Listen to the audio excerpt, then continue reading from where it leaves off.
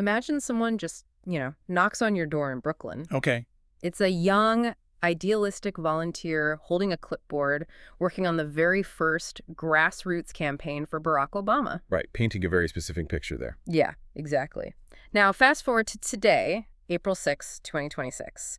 That exact same person just published this massive digital manifesto claiming that artificial intelligence is actually a tool of a Hindu end times god. Wow. That is a massive leap. Right. And it gets wilder because they also claim that the modern Middle East is literally operated by fallen angels. Oh, man. Okay. Yeah. So welcome to the deep dive. We are taking on a single, incredibly dense, and highly provocative blog post today. It's titled Barackface, Most Muslims Think Allah is God, and it's written by an author named Paramendra Kumar Bhagat. Before we go any further, we need to pause immediately and just establish the absolute ground rules for how we are approaching this material today. Totally. It is crucial. Because the text we're analyzing today, it contains some extreme, deeply polarizing and, well, highly religiously charged claims regarding Islam, Judaism, Christianity, and Hinduism. Yeah, and it doesn't stop at religion. It ventures into highly volatile commentary on global geopolitics, terrorism, and even nuclear weapons. Exactly. And because of that, we want to make it unmistakably clear to you, the listener, that this analysis is a strictly impartial forensic exercise. Right. Our mission here is not to validate or endorse or even condemn the claims made in this text. We are operating purely as analysts of information. We're dissecting how this author constructs his arguments, the rhetorical architecture he employs, and the specific mechanisms he uses to build his worldview. Basically, we are entirely focused on the mechanics of the argument. Exactly. What we have here is a fascinating artifact of independent digital publishing in 2026. I mean, it is a seamless blending of ancient theology, hypermodern tech futurism, and radical geopolitical commentary. All existing on a single web page. Yes, just all crammed together. So, okay, let's unpack this. Let's start with the architect of that page. The author introduces himself with that origin story I mentioned earlier, claiming to be Barack Obama's first full-time volunteer in New York City. Right, which gives you this very standard, conventional political entry point into public life. Yeah, you hear that and you expect a standard pundit piece. But if you look at the right side of the screen, the sidebar completely shatters that image. It lists this sprawling, almost paradoxical bibliography. The juxtaposition of the titles in that sidebar is, well, it's the key to understanding the ecosystem we're stepping into. On one hand, you have titles that sound like they belong on a Silicon Valley venture capitalist's desk. Books like Marketing Escape Velocity, Agentic AI set to explode in 2026, and Liquid Computing. Pure tech bro futurism. Exactly. But completely intermingled with those, with literally no visual separation, are titles like Kalkiism, The Economic and Spiritual Blueprint for an Age of Abundance, and The Last Age, Lord Kalki, Prophecy, and the Final War for Peace. What's fascinating here is that the author absolutely refuses to separate the material from the mystical. It's just all one long list. Right. And let's look at the term Kalkiism for a second. In Hindu eschatology, Kalki is the prophesied 10th and final avatar of Vishnu. Okay, so this is an end times figure. Exactly. Kalki is meant to appear at the end of the Kali Yuga, which is the age of darkness, to essentially usher in a new era of global peace and purity. Wait, okay, I have to ask. It's like finding a library where the Silicon Valley tech bro section bleeds directly into the ancient apocalyptic prophecy section. Yeah, it's jarring. How does someone even reconcile something as cold and algorithmic as agentic AI with literal interpretations of a divine world-ending prophecy? Well, it requires a unified field theory of history. A unified field theory? What do you mean? So if an author believes that a divine force actively dictates the trajectory of human events, then a massive technological leap-like artificial intelligence isn't just a scientific breakthrough. Oh, I see. It's part of the plan. Right. It becomes a mechanism of prophecy. The algorithms are framed as the newest tools in an ancient cosmic progression. The author views the future through a lens where technology and global economics are, well, literal instruments of a preordained divine reset. So the AI is just the hammer, and Lord Kalki is the carpenter holding it. Precisely. That is the exact rhetorical framework we are looking at. And once you understand that the author operates from this really rigid, all-encompassing prophetic worldview, you start to see how he applies it to global religions. Which really sets the stage for the central thesis of the blog post. It does. So he kicks off the actual text with a very brief quote from Donald Trump, "Praise be to Allah." Right. And he then uses that quote to challenge a foundational assumption in modern secular society. The author writes that George W. Bush said essentially the exact same thing, suggesting that Islam is just another religion. Meaning identical in its ultimate goal to Judaism, Christianity, Buddhism, or Hinduism. Yeah. He's targeting the pluralistic view, right? That widely held diplomatic stance that all major faiths are simply different paths up the exact same spiritual mountain. But he absolutely rejects that pluralism. He tears it down. He argues that all religions are not the same, and he starts by defining his concept of the ultimate truth, which he identifies as Hinduism, though he insists the correct term is Sanatana Dharma. Which translates to the eternal religion. Right. And to explain this, he uses an analogy about gravity, of all things. Oh, this part is fascinating. The text states, in the Sanatana Dharma, you come across fundamental spiritual principles. The law of gravity is the same for everyone, and that law has always been there. But wait, if he is defining religion as physics, where does that leave human interpretation or cultural nuance? It eliminates them entirely. And that analogy, it is doing an incredible amount of rhetorical heavy lifting here. How so? Well, think about it.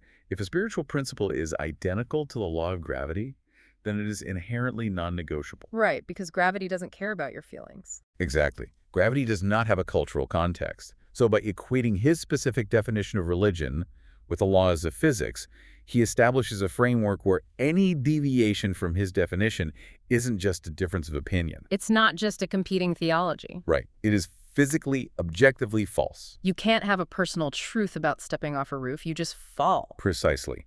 And with that unyielding standard in place, the author then sets out to define the nature of God. And he is very specific about this. He is. He outlines a strict set of criteria. God must be the supreme being, omniscient, omnipotent, and omnipresent. Which sounds standard at first, but then he goes even further than the standard definitions. He quotes Lord Krishna in the Gita, saying God is aware of the spin of every atom. The spin of every atom. Yeah, and he writes, God is aware of your every thought even before you think them. I mean, that is a microscopic level of absolute control. It is a definition of flawless, inescapable awareness. In this text, God is presented as the active author of every single variable in the universe, all the way down to the subatomic level. And this definition, it's actually the trapdoor for the rest of his argument, isn't it? It absolutely is, because right after building that incredibly specific box of what God must be, he drops the central claim of the piece. He asks, is Allah God? And he just flat out answers, Allah is not God. And he doesn't stop there. No, he follows up by asking, is Islam just another religion? And he answers, Islam is not just another religion. Islam is the anti-religion. So what we are looking at here is the rhetorical strategy of the walled garden. The walled garden. Break that down for us. So the author defined God strictly through the lens of Sanatana Dharma, referencing the absolute omnipresence of atoms. And he creates this philosophical fortress. Right. He then basically stands on the walls of that fortress and declares that the central figure of a major world faith simply does not meet the entry requirements. He locks them out. Exactly. Notice how the text strips legitimacy here.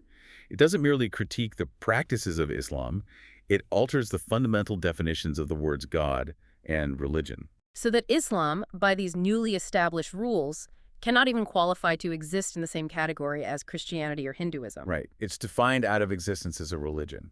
But, okay, if you declare that a religion practiced by nearly 2 billion people is an anti-religion, you have a massive narrative gap to fill. You definitely do. You have to explain its origin. Where did it come from? And to do this, the text pivots entirely away from earthly theology and introduces a literal cosmic mythology. This is where the author transitions us into what I call a cosmology of conflict. We basically leave the human realm and enter his definition of heaven. He writes, just like God created human beings, God created the angels of heaven. Heaven is not empty. He describes angels as citizens who are vastly smarter and much more powerful than human beings. So he establishes a strict hierarchy. Yes, a hierarchy of intelligence and power. You've got humans at the bottom, angels above us, and God at the absolute apex. And within that hierarchy, he introduces the devil, defined simply as an angel who rebelled against God, becoming the source of all lies. But he brings this celestial conflict down to earth in a really unexpected way by targeting atheism. Right. This part was wild to read. The text claims that every atheist who believes they are logically arguing against the existence of God is actually repeating arguments supplied directly by the devil. The author literally writes, The devil is out to harvest as many souls as possible. Atheism is its primary tool. So in this worldview, someone like Richard Dawkins isn't an independent thinker. Not at all. He is basically an unwitting mouthpiece for a hyper-intelligent, rebellious alien citizen of heaven. It functions as a total denial of human agency. If you disagree with the author's premise of God, you aren't using your own intellect. Your intellect has been hijacked by a rogue angel. Here is where it gets really interesting, though. The text maps out a historical timeline for this. It claims that the devil decided atheism simply wasn't working fast enough. Right. The quote is, "Too many people still would not buy into the idea that there is no God." So according to the author, the devil created his own religion to confuse people. The text explicitly states that religion is Islam. Allah is not God. Allah is the devil having distorted who or what God is. The text attempts to completely invert the Islamic faith, claiming that its adherents are actually worshiping the antagonist of his cosmic narrative. Yes. But wait, I am hitting a massive logic loop here based on the author's own rules. Let's hear it. 5 paragraphs earlier, he defined God as omnipotent, omniscient, and aware of the spin of every atom. A God who knows your thoughts before you even think them. Absolute subatomic control. Right. So the author is arguing that an omnipotent God who controls the spin of every atom simultaneously allows a vastly intelligent rogue angel to essentially rewrite global history, invent a global religion, and capture billions of souls for over a millennium. It is a profound theological paradox. Yeah, you cannot have a God with absolute microscopic control who also allows a literal cosmic con artist to hijack a quarter of the human population. How does the author reconcile God's absolute power with the devil's massive agency? Well, logically, the framework collapses in on itself under the weight of that paradox. Totally. But rhetorically, it serves a highly specific purpose. Yeah. By framing global conflict not as a clash of cultures or historical grievances or disputes over resources, But as an active, ongoing war between the supreme being and a rogue angel. exactly, he obliterates all nuance. It creates a purely binary worldview. 100%. In a standard political disagreement, diplomacy is an option, Right. You can negotiate, you can compromise. For sure. But if you genuinely believe the opposing side was founded by and is operated by the literal source of all evil, then compromise isn't just difficult. Compromise is framed as an act of evil itself. Exactly. You cannot sign a peace treaty with the devil. Wow. And that leads directly into how the author maps this cosmic binary war onto the modern Middle East. He takes this massive theological abstraction and turns it into immediate geopolitics. He starts by discussing the concept of nuclear apartheid. Yeah, he sets up a hypothetical argument regarding fairness. He notes that if Islam were just another religion, and the Islamic Republic of Iran were just another country, it would be entirely hypocritical for Israel and the United States to possess nuclear weapons while denying them to Iran. He uses the term nuclear apartheid, Yeah, which, is deeply loaded with the history of systemic racist oppression. right. He uses it to acknowledge the surface-level double standard of global nuclear policy, but he only builds that fairness argument to immediately tear it down. Because in his framework, Iran is not just another country, because Islam is not just another religion. He claims that the Islamic Republic, specifically the office of the Ayatollah, does not seek normal statecraft or a peaceful two-state solution. No. The text asserts that the Ayatollah claims dominion over all Earth. Notice how the author projects the omnipresent ambition of his defined God onto his defined enemy. It elevates the conflict from regional control to global total capture. It does. Oh. And the language he uses to describe the perceived threat to Israel is extreme. Extremely graphic. The text argues that Israel gets in the way of this global domination and must go. He writes, not defeated, not conquered, but wiped out, Holocaust style, and the nuclear bomb is much more efficient than gas chambers. Wow. We are really looking at how historical trauma is weaponized in modern digital rhetoric here. If we connect this to the bigger picture by invoking the Holocaust, the author bypasses standard political analysis and just hits the absolute deepest nerve of existential dread for the Jewish people and the global community. He's presenting a scenario where the ultimate evil of the 20th century is returning, upgraded with 21st century technology. Exactly. And he goes even further to demonstrate the extreme nature of the Ayatollah's worldview. He claims that the Ayatollah doesn't even view the United Arab Emirates as a true Muslim country, simply because the UAE isn't under his direct control. Right. The implication is that any Muslim nation failing to submit to this specific radical vision is stripped of its religious identity by the Iranian regime. Observe how the author relies on raw, unadulterated fear here. He insists this apocalyptic goal is not a hidden conspiracy. He writes, "It is in writing, it is publicly stated, it is repeated endlessly." He's urging the reader to wake up. Yes, he uses his prophetic framing to transform what political scientists view as regional geopolitical disputes, proxy wars, border tensions, economic sanctions, into an existential zero-sum threat. Because if an enemy's stated goal is to efficiently replicate the Holocaust to conquer the Earth, then literally any preemptive action taken against them is rhetorically justified. 100%. So the author then attempts to explain the practical mechanics of how this global domination is actually achieved. Like, how does a force go about capturing the Earth? Right, what's the playbook? According to the text, the primary mechanism is fear, and he offers a highly unusual definition of terrorism to support this. Because usually acts of terror are associated with kinetic violence, right? Mass casualties, bombings, things like that. Yeah. But the author argues that the larger act of terror in history is actually the closure of the Strait of Hormuz. Which is the world's most critical oil choke point. Exactly. The author argues that closing it is the greatest act of terror because it places so many individuals and so many families under fear all over the world. He notes it is a low-cost act administered without any death and destruction, but it generates global economic panic. By defining the closure of a shipping lane as the greatest act of terror in history, the author broadens the very definition of warfare. He's arguing that terror is not defined by a body count, but by economic hostage-taking and global psychological fear. Right. In this worldview, causing global anxiety over energy prices is a more profound act of terror than a conventional attack. Which allows him to label economic or strategic maneuvers as literal terrorism. And he claims this strategy is part of an ancient playbook. The text asserts that early Muslim Arab tribes used raids purely to induce fear, making later conquests easier because the target populations were too terrified to resist. And he connects that ancient history directly to modern events.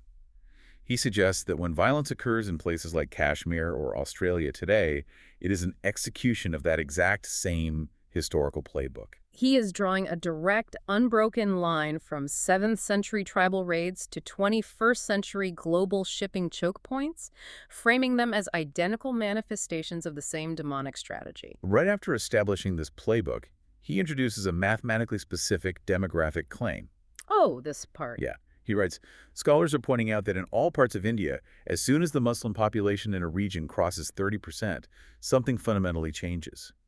A seemingly peaceful religion suddenly springs to amazing cruelty and proactive terror. Okay, I immediately highlighted this when I read it. Scholars are pointing out. What scholars? Where is the data? There is none. The author introduces a specific statistic, 30%, but does not attach it to any named sociological study, peer-reviewed data, or a specific academic institution. It's just entirely unsourced. It functions as the rhetoric of the pseudo-academic. By including a percentage, the claim sounds empirical, right? It mimics the aesthetic of data. Yeah, it sounds official. But effectively, it asks the reader to accept the premise purely on the authority of the text itself. And consider how this functions within the larger argument. If the reader accepts this 30% rule as truth, they can no longer view population growth or demographic shifts as standard sociological phenomena. They are forced to view demographic changes as a literal ticking time bomb. Exactly. So after laying out this elaborate architecture of cosmic deception, historical terror, and these terrifying demographic warnings, the author arrives at a conclusion that pivots entirely in tone. It really does. It becomes almost paternalistic. Yeah. He issues what he calls a spiritual call to action. He urges those who seek peace to help Muslims achieve spiritual clarity. He literally writes that Muslims need to realize they have been sold the Brooklyn Bridge by the devil. Applying an American idiom for falling for an obvious scam to a 1,400-year-old global faith, it's wild. He writes, Muslims should strive to see Allah is not God. Allah is the devil, having distorted who or what God is. He insists Muslims need to know this more than anyone else. This conclusion fundamentally reframes the agency of nearly 2 billion people. How do you mean? Well, the text doesn't actually position adherents as inherently malicious. Rather, it frames them as unwitting dupes in a cosmic con job. Oh, right. Like they're victims. Exactly. And by adopting this stance, The author positions himself as this enlightened figure attempting to benevolently wake up a deceived population. Wow. Rhetorically, it allows the author to maintain a self-image of a peacemaker, even while systematically dismantling the validity of the audience's entire spiritual existence. Right.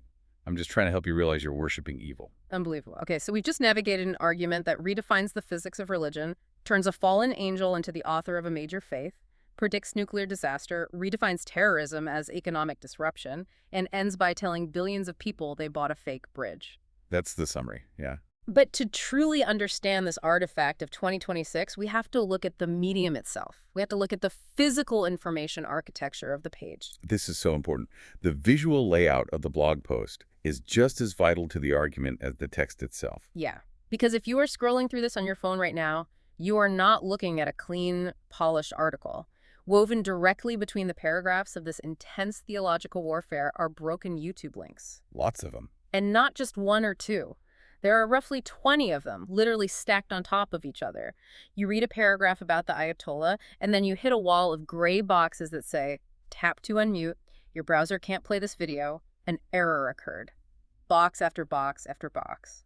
This raises an important question about digital proof.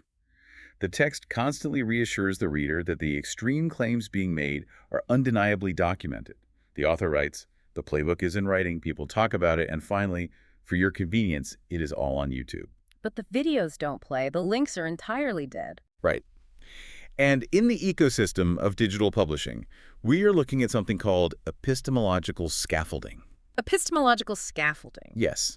This is the practice of creating the visual shape of an academic argument.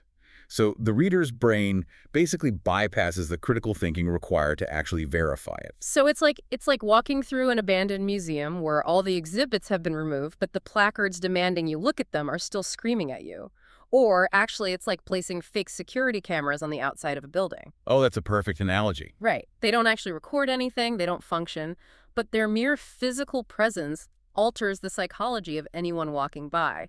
They create an illusion of authority and surveillance without providing any actual security. That is exactly the mechanism here. The mere presence of an embedded video box, even a broken one, serves as a visual substitute for an actual citation. The reader sees 20 video placeholders and subconsciously registers the presence of overwhelming supporting evidence. So you don't need to actually watch the videos. Exactly. The aesthetic of documentation is enough to validate the text. A broken video box is a silent witness that agrees with whatever the author claims it agrees with. That is wild. And while you are scrolling past these broken ghost videos, your eye naturally gravitates to that sidebar we mentioned earlier. It's a news section. Yeah. Below his massive bibliography is a curated list of real-world headlines. Let me just list what the author is presenting right alongside his cosmic prophecies. Go for it. We have Savannah Guthrie's Return to Today, an article about how AI is on its way to upending cybersecurity. A piece on the Supreme Court clears the way for dismissal of ban and conviction. A crypto scandal involving Argentina's President Milei and Artemis II, everything we know as its crew, approaches the far side of the moon. If we synthesize the entire page, the radical text, the epistemological scaffolding of the broken videos, and the mundane sidebar, it illustrates the ultimate paradox of the modern internet. It really does. On the right side of the screen, you have a hyper-connected, high-tech reality filled with morning talk show hosts, legal battles, cryptocurrency, and space exploration. It's a world driven by complex human systems. But right next to it, occupying the main column, the author has constructed an entirely bespoke alternative reality where the complexities of the Middle East are dictated by Lord Kalki and a literal battle between the supreme being and the devil. The sidebar shows humanity reaching for the moon, while the blog post operates on the logic of an ancient holy war. This page perfectly illustrates how seamlessly a single author can build a digital fortress around a highly specific worldview. He's visually shutting out the nuance of the real world while still technically existing right beside it. It's the reality of the 2026 digital echo chamber. Yeah. So we started this deep dive looking at a political origin story, a volunteer for Barack Obama. And over the course of this analysis, we've watched how an author uses digital publishing to redefine the nature of God, reframe global religions, warn of nuclear annihilation, introduce demographic tipping points without data, and support it all with a wall of broken video links. It is a profound look at the architecture of modern information, It really is. which leaves us with a final, lingering concept to ponder, building directly on the author's obsession with artificial intelligence. Great. The author wrote extensively about agentic AI, which are systems that can act independently, pursue goals, and generate content autonomously. That was one of the books in the sidebar, right? Agentic AI set to explode in 2026. Yes. So, consider the vast, intricate, and heavily fortified echo chamber this one human author built on a single web page. Think about the rhetorical gymnastics required to fuse Hindu prophecy, the Ayatollah, and the law of gravity into a unified theory. It takes a lot of mental heavy lifting. It does. Now, what happens when we unleash agentic AI to read, learn from, and autonomously spread these types of absolute, uncompromising cosmic binaries? Oh, wow. If a human mind can construct this kind of digital fortress using fake security cameras and broken links, what kind of reality will the algorithms of tomorrow build for us? That is a question that completely reframes the informational muddy waters we are currently swimming in. For sure. Thank you for joining us on this incredibly complex forensic deep dive. As always, keep questioning the architecture of the information you consume.